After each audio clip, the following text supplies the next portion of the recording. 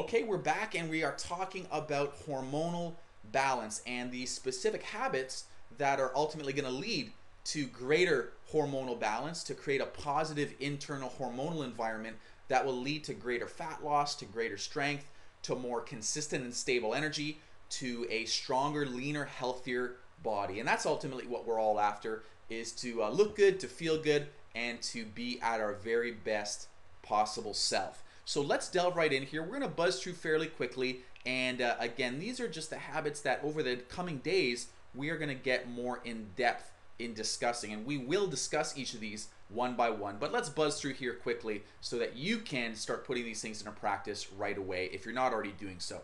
So habit number one is to perform a regimented resistance training program 3 to 5 times a week. Now, resistance training is also known as weight training, and it doesn't matter what form you do. It doesn't matter if you use machines, free weights, if you're doing body weight exercises, if you're using a stability ball, a medicine ball, light weights, heavy weights. You just want to make sure you're performing a regimented resistance training program at least 3 times, but as much as 5 or 6 times even on a weekly basis. If you're just beginning, you obviously want to err on the less frequent side, where you're at least doing 3 or 4 times. But if you're more experienced, you might increase that to as many as 5 or 6 times.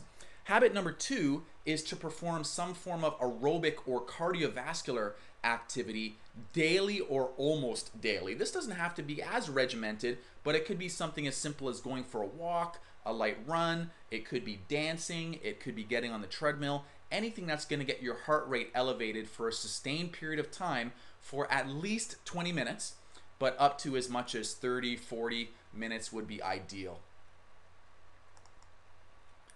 Now let's move on to some of the nutrition habits. First and foremost, habit number 3, you want to eat several small mini meals or snacks 3 to 4 hours apart for a total of 5 or 6 meals or snacks throughout the day, making sure that you start with a healthy breakfast. And we'll get more into this as we go along. In fact, this will be one of the next installments in the next couple of days.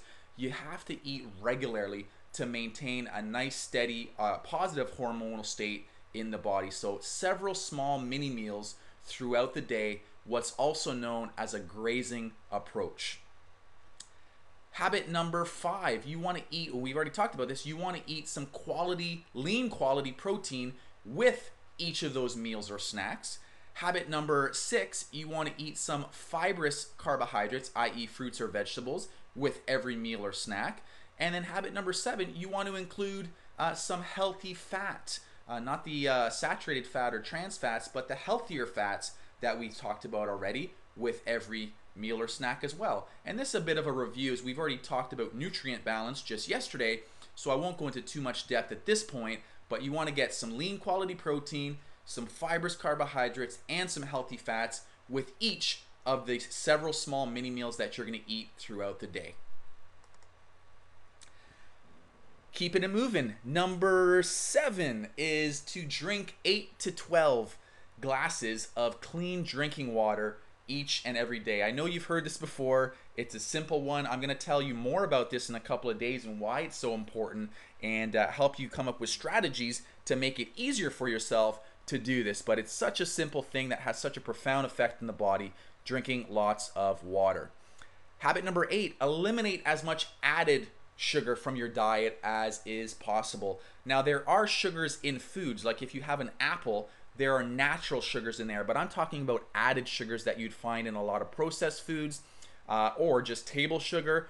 That should be absolutely eliminated from your diet. That is a major enemy to your fat loss goals. Habit number 9 is to eliminate toxins from your body in the form of cigarettes, excessive alcohol consumption, and processed foods. We'll talk more about that in the coming days as well.